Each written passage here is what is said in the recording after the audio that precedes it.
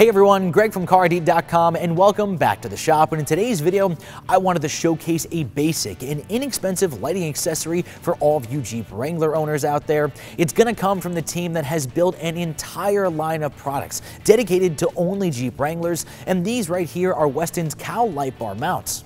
So here they are, guys. These are Westin's Cowl Light bar brackets for all 07 to 18 Jeep Wrangler JKs, and these brackets are designed to bolt right onto the existing holes on the cowl of your Jeep.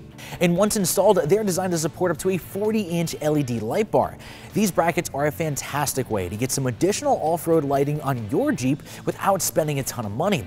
And they're also incredibly easy to install, so no matter what your skill level is, you can easily bolt these up yourself. Now, Westin manufactures these brackets using a cast aluminum construction, so they're going to be lightweight but also very durable. And of course, like most off-road lighting products, they're also coated in a textured black powder coat for that signature off-road look and to keep the metal protected from corrosion.